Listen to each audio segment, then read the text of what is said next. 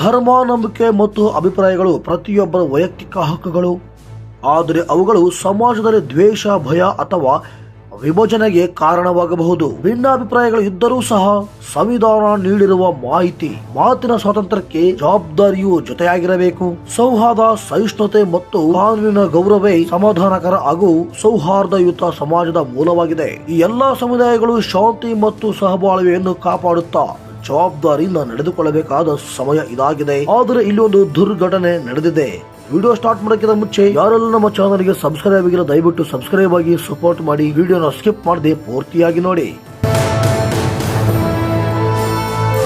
ದಸರಾ ಹಬ್ಬ 10 ದಿನ ರಜೆ ಕೊಟ್ಟಿದ್ದು. ಆ ರಜೆಯನ್ನ ಕ್ರಿಶ್ಚಿಯನ್ ಕಾನ್ವೆಂಟ್ ಸ್ಕೂಲ್ನವರು ಅದನ್ನ ರದ್ದು ಮಾಡಿ, ಅನಧಿಕೃತವಾಗಿ ನಿಯಮ ಬಾಹಿರವಾಗಿ ರದ್ದು ಮಾಡಿ ಹಿಂದೂ ಮಕ್ಕಳಿಗೆ ಹಬ್ಬವನ್ನು ಆಚರಣೆ ಮಾಡಲಾರದೆ ಅವರಿಗೆ ತರಗತಿಯನ್ನು ನಡೆಸಿದ್ದಾರೆ ಮತ್ತು ಪರೀಕ್ಷೆಯನ್ನಿಟ್ಟಿದ್ದು.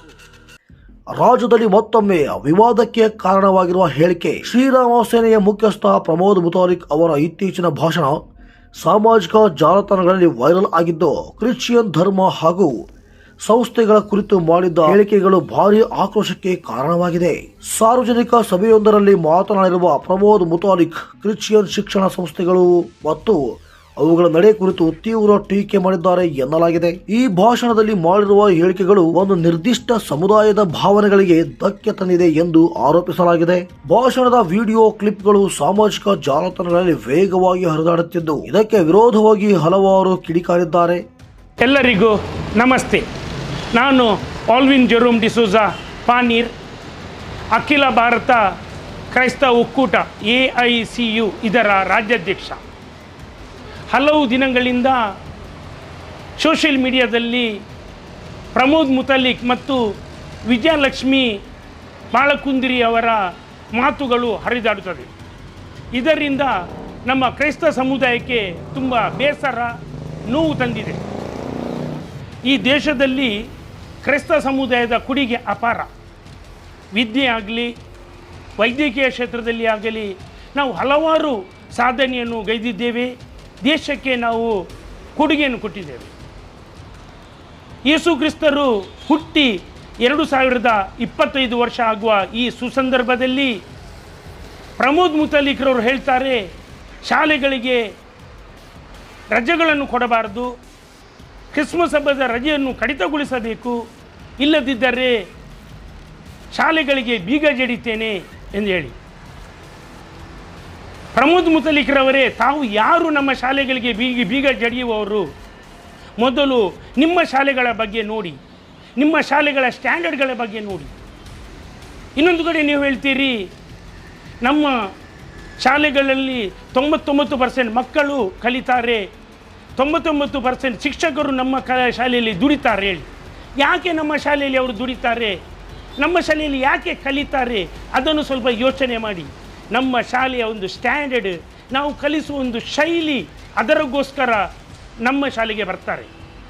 ನೀವು ಬೀಗ ಜಡಿಯುವುದಾದರೆ ನಿಮ್ಮ ಮನೆಗೆ ಮೊದಲು ಬೀಗ ಜಡಿಯಿರಿ. ನಮ್ಮ ಶಾಲೆಗಳ ಬಗ್ಗೆ ಅವಹೇಳನಕಾರಿ ಮಾತಾಡುವುದನ್ನು ನಿಲ್ಲಿಸಿ. ಇತ್ತೀಚೆಗೆ ನಾನು ಒಂದು ವಿಡಿಯೋವೊಂದನ್ನು ನೋಡಿದೆ. ಅದರಲ್ಲಿ ಶ್ರೀ ಪ್ರಮೋದ್ ಮುತಾಲಿಕ್ ಅವರು ಕ್ರೈಸ್ತ ಧರ್ಮದ ಪಾದ್ರಿಗಳು, ಪಾಸ್ಟರ್ಗಳು, ಅದೇ ರೀತಿ ಧರ್ಮ ಭಗಿನಿಯರು ಹಾಗೂ ನಮ್ಮ ಸಮಾಜದ ಮೇಲೆ, ಅದಲ್ಲದೆ ಕರ್ತನಾದ ಯೇಸು ಸ್ವಾಮಿಯವರ ಬಗ್ಗೆ ಒಂದು ಹೇಯವಾದ ಮಾತುಗಳನ್ನು ಆಡಿರ್ತಾರೆ ಅಂತ ಗೊತ್ತಿಲ್ಲ. ಅಂಥವರ ವಿರುದ್ಧ ಒಂದು ಕ್ರಮವನ್ನು ತೆಗೆದುಕೊಳ್ಬೇಕು, ಇಲ್ಲದರೆ ಅವರನ್ನು ಗಡೀಪಾರು ಮಾಡಬೇಕು ಕರ್ನಾಟಕದಿಂದ. ಯಾಕೆಂದರೆ ಇಲ್ಲದ್ರೆ ಅವರನ್ನು ಮೆಂಟಲ್ ಆಸ್ಪತ್ರೆಯಲ್ಲಿ ಹಾಕಬೇಕು. ಅದಲ್ಲದೆ ಹೇಗೆ ಬೇರೆಯವರ ಇಲ್ಲಿ ನಾವೆಲ್ಲರ ಧಾರ್ಮಿಕ ಭಾವನೆಗಳಿಗೆ ನಾವು ಗೌರವವನ್ನು ಕೊಡಬೇಕು.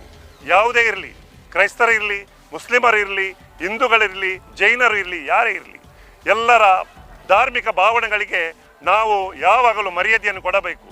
ಯಾರು ಇಂಥ ಮರ್ಯಾದೆಯನ್ನು ಕೊಡದಿಲ್ವೋ ಅಂಥವರನ್ನು ಈ ಸರಕಾರವು ಅವರನ್ನು ಬಂಧಿಸಬೇಕು. ಇಲ್ಲದಿದ್ದರೆ ಮುಂದಿನ ದಿವಸಗಳಲ್ಲಿ ನಾವು ಎಲ್ಲರೂ ಕ್ರೈಸ್ತರು ಒಟ್ಟಾಗಿ ಸರಕಾರದ ವಿರುದ್ಧವೇ ನಾವೊಂದು ಹೋರಾಟವನ್ನು ಖಂಡಿತವಾಗಿಯೂ ಮಾಡಲಿಕ್ಕಿದ್ದೇವೆ. ಇನ್ನು ಕೆಲವು ಮುತಾಲಿಕ್ ಅವರ ಹೇಳಿಕೆಗಳು ಧಾರ್ಮಿಕ ಸಾಮರಸ್ಯಕ್ಕೆ ಧಕ್ಕೆ ತಂದಿರುತ್ತವೆ ಎಂದು ಅಭಿಪ್ರಾಯ ವ್ಯಕ್ತಪಡಿಸಿದ್ದಾರೆ. ಕ್ರಿಶ್ಚಿಯನ್ ಸಮುದಾಯದ ಮುಖಂಡರು ಈ ಹೇಳಿಕೆಯನ್ನು ಖಂಡಿಸಿದ್ದು, ಸರ್ಕಾರ ಮತ್ತು ಪೊಲೀಸ್ ಇಲಾಖೆ ತಕ್ಷಣ ಕ್ರಮ ಕೈಗೊಳ್ಳಬೇಕು ಎಂದು ಒತ್ತಾಯಿಸಿದ್ದಾರೆ. ಇತ್ತ ಮುತಾಲಿಕ್ ಬೆಂಬಲಿಗರು ಈ ಹೇಳಿಕೆಗಳನ್ನು ಅಭಿಪ್ರಾಯ ಸ್ವಾತಂತ್ರ್ಯದ ಭಾಗ ಎಂದು ಸಮರ್ಥಿಸಿಕೊಂಡಿದ್ದಾರೆ. ಈ ವಿಷಯಕ್ಕೆ ಸಂಬಂಧಿಸಿದಂತೆ ಇನ್ನೂ ಯಾವುದೇ ಅಧಿಕೃತ ಕಾನೂನು ಕ್ರಮದ ಬಗ್ಗೆ ಸ್ಪಷ್ಟ ಮಾಹಿತಿ ಲಭ್ಯವಾಗಿಲ್ಲ.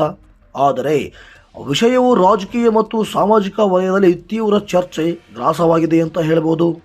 ಒಟ್ಟಿನಲ್ಲಿ ಮುತಾಲಿಕ್ ಅವರ ಭಾಷಣ ಇದೀಗ ರಾಜ್ಯದಲ್ಲಿ ಮತ್ತೊಂದು ಧಾರ್ಮಿಕ ವಿವಾದಕ್ಕೆ ಕಾರಣವಾಗಿದ್ದು, ಮುಂದಿನ ದಿನಗಳಲ್ಲಿ ಸರ್ಕಾರ ಹಾಗೂ ಪೊಲೀಸ್ ಇಲಾಖೆ ಯಾವ ಕ್ರಮ ಕೈಗೊಳ್ಳುತ್ತದೆ ಎಂದು ನಾವು ಕಾದು ನೋಡಬೇಕಾಗಿದೆ. ನಮ್ಮೊಂದಿಗೆ ನೀವಿರಿ. ಇಂತಹ ಎಲ್ಲಾ ಪ್ರಮುಖ ಸುದ್ದಿಗಳಿಗಾಗಿ ಸ್ಟಾರ್ ಕನ್ನಡ ನ್ಯೂಸ್ ಚಾನಲ್ ಅನ್ನು ಸಬ್ಸ್ಕ್ರೈಬ್ ಮಾಡಿಕೊಳ್ಳಿ, ಸಪೋರ್ಟ್ ಮಾಡಿ. ವಿಡಿಯೋ ಇಷ್ಟ ಆದರೆ ಲೈಕ್, ಶೇರ್ ಮಾಡಿ ಮತ್ತು ಈ ವಿಡಿಯೋ ಕುರಿತು ನಿಮ್ಮ ಅನಿಸಿಕೆ ಏನೇ ಇದ್ರೂ ಕಾಮೆಂಟ್ ಮೂಲಕ ತಪ್ಪದೆ ತಿಳಿಸಿ. ಸಿಗೋಣ ಮತ್ತೊಂದು ವಿಶೇಷವಾದಂತಹ ವಿಡಿಯೋದಲ್ಲಿ. ಎಲ್ಲರಿಗೂ ಧನ್ಯವಾದಗಳು.